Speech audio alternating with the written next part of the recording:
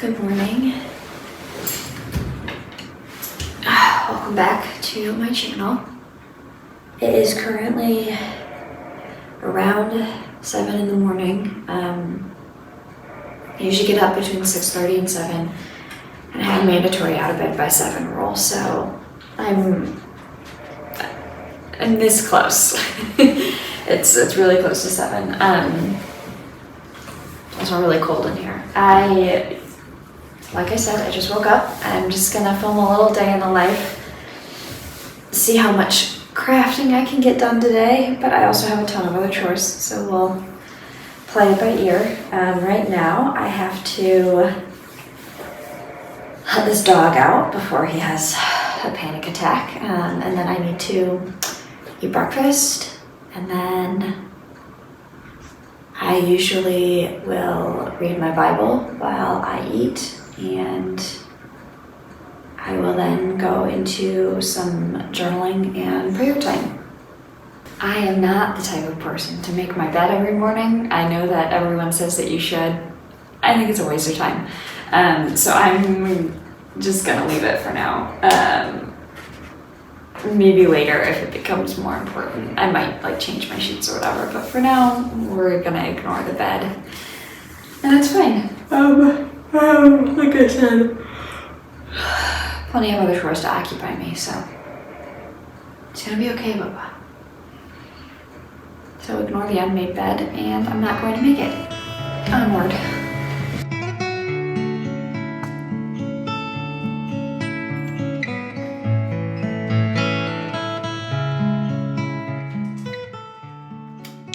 Yes, I do eat frosted mini spooners every day for breakfast. I know they're not really that good for me, especially with all that sugar, but it's a pregnancy craving I had during both pregnancies.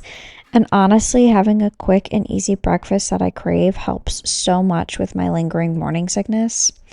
While I eat, I set up my day's to-do list and cross off everything I did the day before. I then usually read the daily mass readings on the Hollow app, but I couldn't film that because I film with my phone, so I stopped filming to read. I then transitioned to the more comfy couch for 15 minutes of journaling.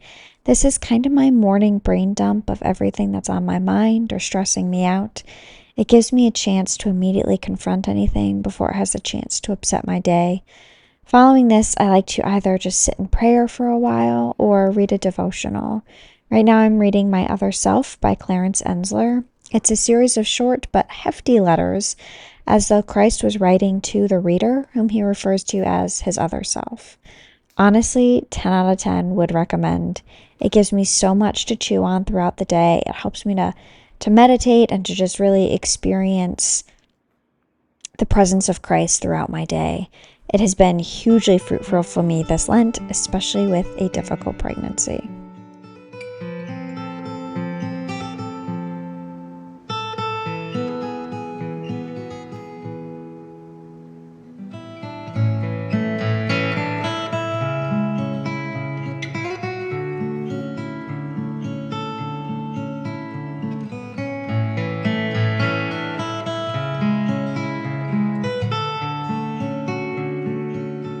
So Max just woke up. He is getting breakfast right now with his dad, and I'm going to take like 5 minutes to get dressed and ready for the day. We're not doing anything with other people today, so it doesn't need to be fancy.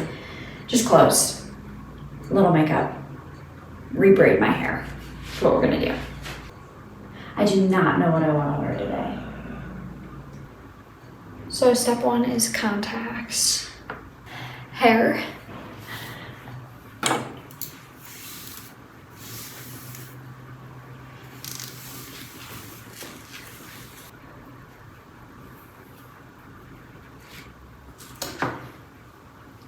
And I'm just gonna do, for makeup, a little mascara today. Like I said, it's not a fancy day. I'm just gonna give myself a little plus. My mascara is pretty much empty and has been for a while. But I decided for Lent this year, for those of you who are not familiar, Lent is the Catholic season. It lasts 40 days. Celebrating, it's a weird term, but celebrating Jesus' 40 days in the desert. and kind of like how he spent 40 days not eating, being tempted by the devil, choosing to suffer. in a beneficial way. So Catholics do too. There are certain rules. Wow, I am very out of breath. I'm gonna have to sit down after getting dressed. Usually you give up something and you take up something. So like you give up chocolate chip cookies and then you take up saying the rosary every day or something along those lines. For Lent this year, I am giving up Shopping. I'm doing a no-buy Lent. No buy for me. I am still allowed to buy for the household, buy for Max. Obviously, I still have to buy groceries and whatnot, so. the rules are limited, but I'm not allowed to use my own shopping budget on anything, which means that I am bringing this mascara to the very end of its lifespan. And then all of the money that I save by not buying the things that I want, I'm gonna give to charity. I haven't decided which charity yet, but I'm gonna do some research and pick an appropriate charity. Most people during Lent give up food. It tends to be the easiest option. But being pregnant, that felt like a very bad idea. And typically, every Friday in Lent, you give up meat anyway, which pregnant women are exempt from. And then Ash Wednesday and Good Friday. So the beginning of Lent, Ash Wednesday, and then Good Friday, which is the day we celebrate as the day that Jesus died on the cross. You are supposed to fast from like snacks and extra meals. You eat, one big meal and 2 small meals. I do not do that either, due to being pregnant and to having a lot of health issues around food. So I have been doing non-food related fasting and abstaining. Anyway, mascara done. I really enjoy makeup, and if I had more time, I would probably be the person who does a full face every day, but I don't have time. And I'm also kind of a minimalist when it comes to owning stuff, so I don't want to buy a ton of makeup. Anyway, I am going to sit down for 5 to 10 minutes, and then I'm gonna grab Max, and we are gonna do chores. We have to clean out the nursery. It needs fresh linens, clothes need to be washed, trash thrown out, etc., etc. So we are gonna do that to start our day. I always start with some sort of chore, even though I start the day wildly out of breath. I just like to throw the laundry in so that I have the entire day to remember that I have to finish it. So that's what we're gonna go do. By mid-February, I was starting to feel more like my old self, though I was still low on energy. So I needed low-energy activities to fill my days and keep Max entertained that ideally were not the ever-tempting screen time. I decided at that point to start trying for 1,000 hours outside based on the podcast by Ginny Urick. We are blessed to have a lovely backyard, so we bought some cheap chairs, and now Max plays outside every day while I enjoy the sun or the rain or whatever weather Hawaii gives us that day. Sometimes we make our way to the park or pool, but mostly he plays in the dirt with the dog, and I read a book, do some stretching, or watch him play contentedly. This has also inspired me to start reading the Home Education series with Charlotte Mason, as well as The Comfort Crisis by Michael Easter. Side note, much like Rory Gilmore, I like to have multiple books of different genres to read so I don't feel stale on one book. Anyway, something I really appreciate about this goal of outside time is that it has forced me to spend time being uncomfortable, even just in silly little ways. The mosquitoes are out, or it's humid, or slightly too warm. My outdoor chair doesn't cushion me as smoothly as my couch, etc., etc. Then throw into the mix the constant temptation to pull out my phone and online shop while Max plays. But it's been almost 2 months now, and I don't feel so uncomfortable. Or when I do, I just don't notice it so much. And every morning, Max is running to find his shoes and bring them to me as a reminder that it's time to go play in the dirt.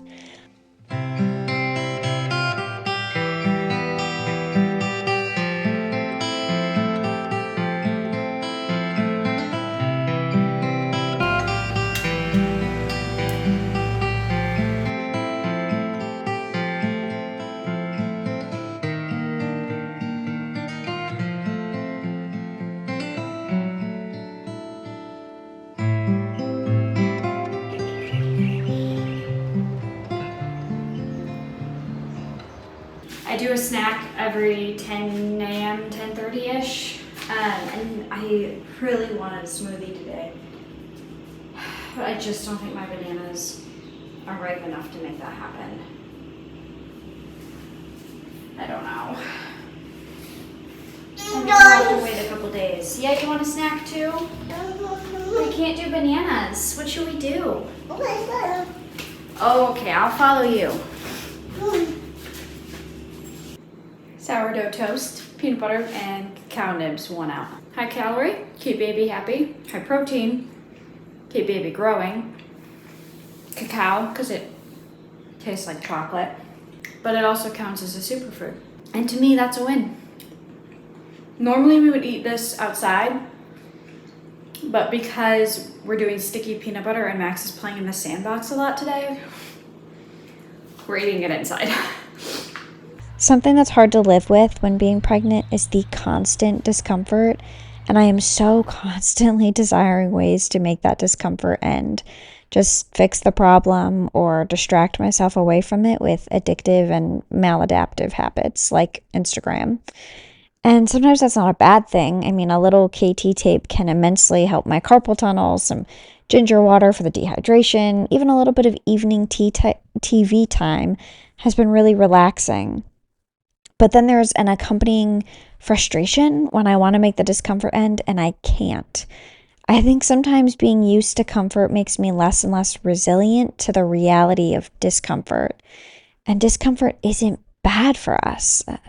St. Teresa of Avila said, our body has this defect that the more it is provided care and comforts, the more needs and desires it finds.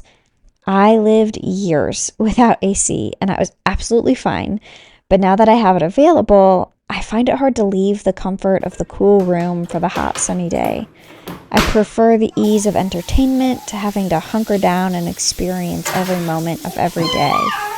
I guess I'm just taking some time these days to embrace the involuntary pain and the real struggles of daily life. So much better to be uncomfortable than to be surrounded by comforts and yet still constantly searching for more. So I put Max down for a nap and I took a break for a little while, did some knitting, which I didn't film because it was a break, so. Oh, I showered. And now I'm standing in the pantry eating beef jerky because my blood sugar crashed. And my stomach hurts. And it kind of makes me want to cry because I'm so tired. But I still have stuff to do today. I always crash around this time. But normally I have like a snack planned, and I don't have any food planned, and I don't want to eat anything that I own. So I'm standing here looking at the stuff that I own, eating the beef jerky and hoping that it kicks in soon enough that I'm in a better mood to make better decisions about my life.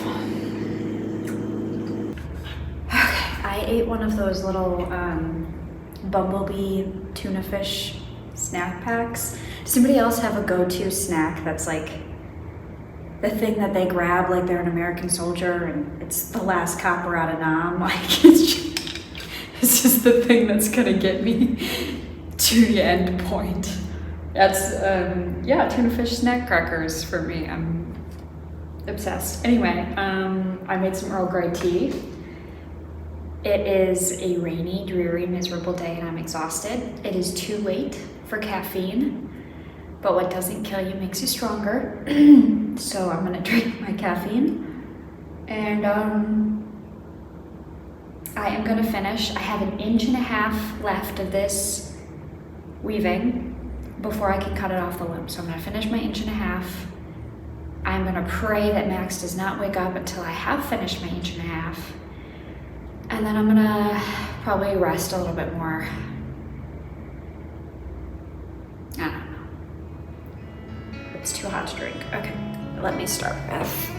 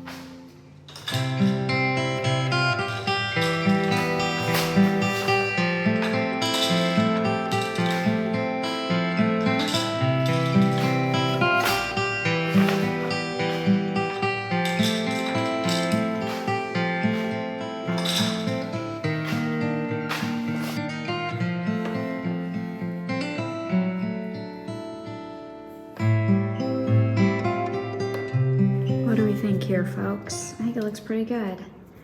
I am going to finish this piece for my next video. I'm going to cut it off and then probably start threading for the next project that I'm going to be working on. I'm also going to talk about kind of my my tensioning problems and some of the other issues I ran into while working with this. So stay tuned for that video because that will be coming out soonish at an undisclosed time frame. Anyway, yeah, I'm gonna chill out until Max wakes up, probably get a little bit more knitting done. I can show you where I'm at with that. Well, I don't have a mirror, so I don't actually know how it looks, but this is how far I got. I just seamed up the armpits. I have to be really careful because I don't have a long enough cord on my knitting needles to actually stretch it all the way out, because that would require forethought. But here we are. It's gonna hang about yay, so yeah. Like I said, I just got to the armpits here. I just finished that bit. It looks kind of funky. I don't know if I followed that pattern right. I think I'm gonna do probably another, yeah, it'll be another big band that I've got left. I will say this is one of the fastest pieces I've ever knit and like pulled together. I've been working on it, I mean, it's maybe been a month. I'm a very slow knitter. I'm a dawdler. I like taking my time. I like reading and watching TV while I do it. So it normally does take me quite a while to make it through a project. But this is like smooth and easy and coming together really well. Bubba, what are we doing, love? Okay. So I'm really quite happy with it. I don't know. I have been enjoying it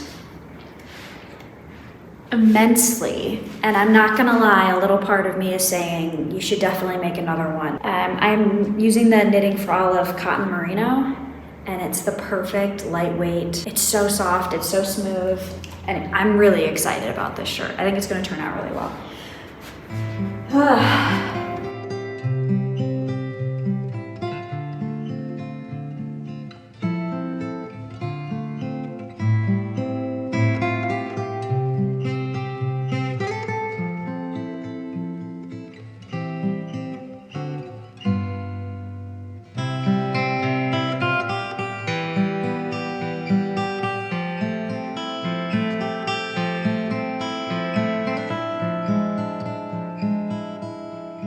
Max is up and snacking. He's eating some cheese and crackers, so I have a minute to fold the towels I washed yesterday, and hopefully I'll be able to fold his laundry before he's done.